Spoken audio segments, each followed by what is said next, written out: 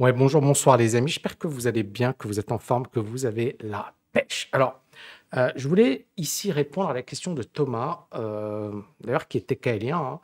Et Thomas, il dit, sujet à discuter pour une prochaine vidéo, explosion des taux d'intérêt 10 ans de l'Italie vers une crise plus profonde de la zone euro. C'est clairement, pour moi, l'un des gros problèmes de l'Europe. Et ça va être l'Italie, la situation italienne. Alors, on a vu que Draghi avait démissionné, il y a des élections en Italie, et aujourd'hui, il y a beaucoup d'incertitudes par rapport à l'avenir de l'Italie.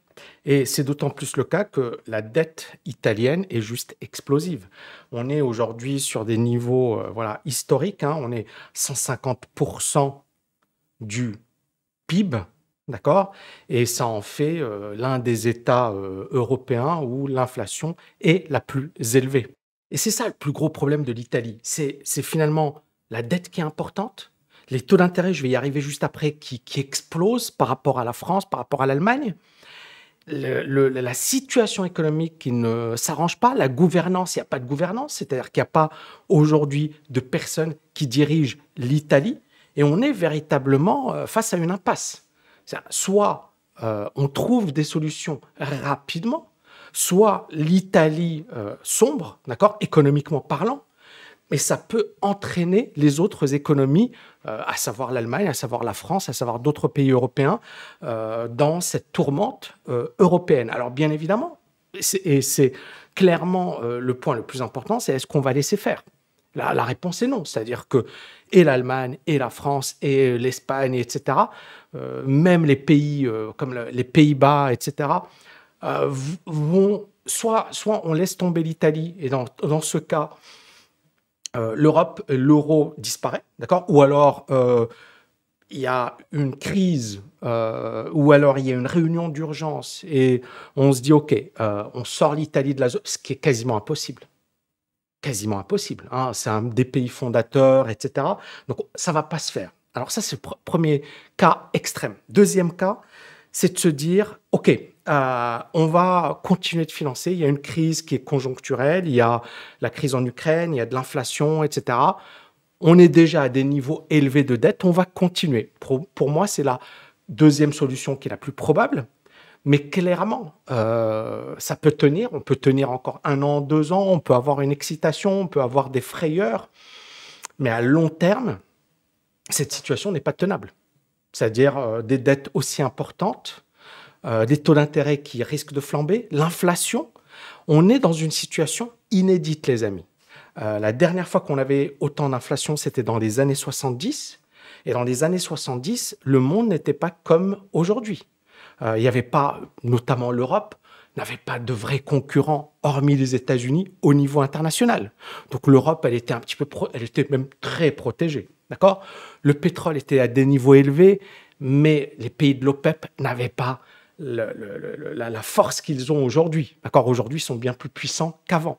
Et d'ailleurs, ça se voit récemment, puisque l'Arabie Saoudite a dit, OK, on va continuer de diminuer la production parce que le pétrole, il a trop baissé pour nous. Alors que Biden a visité l'Arabie Saoudite. Auparavant, c'était inimaginable. D'accord? Parce que l'Arabie Saoudite est, entre guillemets, l'allié des États-Unis. Et donc, ils auraient aimé ou ils auraient voulu bien se faire voir des États-Unis. Aujourd'hui, l'Arabie Saoudite a multiplié les intérêts au niveau mondial et clairement a montré hein, qu'il n'était pas impressionné par les États-Unis. Alors, on est en train vraiment, sur un plan géopolitique, sur un plan économique, sur un plan également des grandes tendances, on est en train de jouer aujourd'hui une bascule. Donc, la situation des années 70, qui était une situation d'inflation élevée, des prix des matières premières élevés, mais avec une Europe peu endettée, qui sortait d'une grosse période de croissance, qui n'avait pas tous ces problèmes d'équilibre économique, hein, parce que dans les années 70, il n'y avait pas ces problèmes de retraite, il n'y avait pas ces problèmes de vieillissement de la population, il y avait pas. On sortait de 30 années de croissance, taux de chômage était quand même faible, même s'il a augmenté dans les années 70. On avait voilà, une situation confortable, et aujourd'hui, la donne change complètement. Donc ça, dans les années 70, c'était déjà n'importe quoi, d'accord? Avoir une dette de 150%, c'était déjà... Mais aujourd'hui, dans ce contexte, c'est pire. Et donc, ça veut dire que soit l'Europe revoit sa copie, d'accord, change complètement. Et encore une fois, moi, perso, je ne fais pas partie des gens qui disent ouais, il faut sortir de l'euro. Ce serait suicidaire, d'accord? Ce serait du suicide. C'est-à-dire, on va précipiter la crise, on va l'aggraver. Mais clairement, il faut penser à l'avenir, les 10, 15, 20 prochaines années. Il faut pas réfléchir à 1 an, 2 ans, 5 ans, c'est trop court. Mais il faut se dire, OK, dans 10 ans, 15 ans, 20 ans, comment on voit l'Europe? Quelles sont les évolutions possibles? Et comment se protéger? Or, aujourd'hui, on a l'impression que l'Europe, elle ne fait que gérer les urgences. Il n'y a pas de vision, il n'y a pas voilà. Et puis, les gens, et je vais y arriver juste après, les gens sont dégoûtés de l'Europe. Maintenant, ici, j'ai pris les taux d'intérêt, donc à 10 ans, hein, les dettes des États, donc les États s'endettent auprès des marchés financiers internationaux. Et là, vous avez, alors ce que je vais mettre ici juste les taux d'intérêt. Ici, il y a l'Italie, d'accord? Donc l'Italie, c'est le numéro 1. Donc ici, ça c'est l'Italie. En bleu, on a la France, donc on est à 1,93%. Et en orange, on a l'Allemagne à 1,32%. Donc on voit que l'Allemagne a les taux d'intérêt les plus faibles, donc quand même 1,23 comparé à 3,64 pour l'Italie. Maintenant, l'Italie, en 2018, elle avait réalisé les mêmes niveaux, mais ça, c'était la crise. Donc vous voyez ici la crise des subprimes. Donc on est en 2008. Ouais, en 2008, ici, donc, on a la crise des subprimes, ça va pas exploser. Mais c'est là où on a eu une hausse avec des 7%. Pourquoi? Parce que l'Italie était en grave difficulté. D'accord? Et donc, on a eu des taux qui ont flambé. Et là, on était à 2 doigts de dire l'Italie sort de la zone euro. Et il y a eu cette fameuse politique du QE, d'accord? Qui consistait à dire quoi qu'il en coûte, on va injecter des liquidités. Mario Draghi, qui est aujourd'hui l'ancien Premier ministre italien. Et donc, cette politique, elle a permis de calmer le jeu. Et justement, les taux d'intérêt italiens ont fortement baissé. Mais le problème, c'est que la situation actuelle, elle est en train de redevenir délicate. D'accord? En restant gentil. On est sur quelque chose aujourd'hui qui peut s'aggraver et on peut avoir effectivement des taux d'intérêt qui vont s'emballer. Et pourquoi ça va s'emballer? Tout d'abord, bon, on l'a vu, hein, l'Italie est aujourd'hui en grave difficulté, bien plus en difficulté que la France et l'Allemagne. Maintenant, la zone euro est aujourd'hui fragile. Beaucoup de personnes aujourd'hui, au sein de l'Union européenne, et même en France, Allemagne, Italie, beaucoup de gens considèrent que l'euro est une mauvaise chose. Et donc, encore une fois, moi, je suis pas en train de dire c'est bien, c'est pas bien. D'accord? Il y a eu une stratégie qui a été menée il y a longtemps. Cette stratégie, elle avait des bons, comment dirais-je, des arguments, d'accord, économiques. D'ailleurs, même Mundell disait que la zone européenne, la zone euro n'était pas une zone monétaire optimale, mais que voilà, on allait avoir une convergence des économies, on allait avoir la circulation des capitaux, la circulation des biens, la circulation des services, la circulation des personnes, et que tout ça allait permettre d'avoir ce que l'on appelle une zone monétaire optimale. Donc, ce n'était pas parfait, mais on était sur quelque chose de costaud. Hein. Mundell, c'est l'ancien prix Nobel d'économie et il a obtenu son prix Nobel d'économie, notamment pour ses travaux sur ce que l'on appelle une zone monétaire optimale. Mais force est de constater que les gens ne circulent pas vraiment. Un Italien, voilà, il ne va pas forcément aller en France. Et inversement, d'accord, les gens restent dans leur pays et même dans leur région. Hein. Je me souviens à l'époque, Bernard Tapie disait si tu es au chômage, genre tu habites à Marseille, tu es au chômage, va à Paris. Et beaucoup de gens ne vont pas se déplacer, etc. Alors aujourd'hui, bien sûr, la technologie a évolué, mais il n'en reste pas moins que les gens, quand ils veulent travailler, vont aller dans les grandes villes, Paris, Lyon, etc., parce que c'est là où il y a du boulot. Donc, premièrement, les gens ne se déplacent pas, ou pas assez. D'accord? Deuxièmement, uniformisation. C'est lent, oui, il y a, mais ça reste quand même des pays différents. D'accord? On n'est pas sur une même logique comme les États-Unis. Bien sûr que le Texas, ça n'a rien à voir avec la Californie, qui n'a rien à voir avec la Floride, qui n'a rien à voir. Mais malgré tout, il y a une convergence. Il y a la même langue, il y a un même drapeau, et bon, il y a quand même pas mal de points communs. Et même aux États-Unis, on a la Californie qui à un certain moment voulait être indépendante, le Texas. Donc, même aux États-Unis, avec la même langue, la même culture, tout ce que vous voulez, on a des États qui ont voulu prendre leur indépendance. Ce n'est pas le cas, mais voilà. Et prenons le cas de la Grande-Bretagne, l'Écosse, l'Irlande, etc., alors que ce n'est pas un grand pays. D'accord? Donc, on voit bien qu'il y a une volonté d'être indépendant et un rejet des institutions.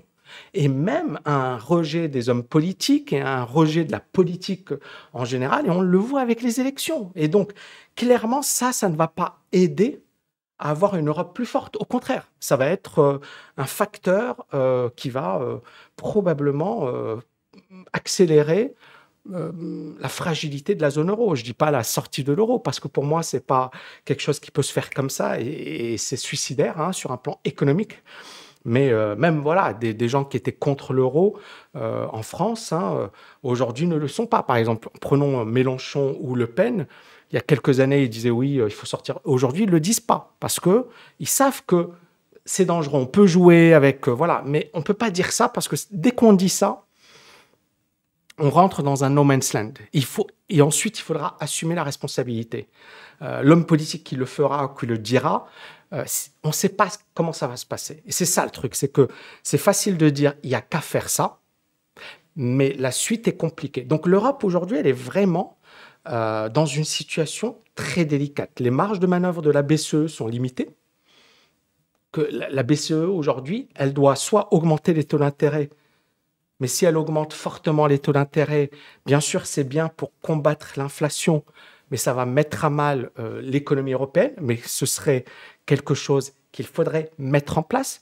L'euro baisse aujourd'hui, et clairement, le fait que l'euro soit aussi bas, bah, ça va provoquer une poursuite de la hausse de l'inflation. Hein, regardez le pétrole qui tient bien et qui ensuite est actuellement en train même de se reprendre.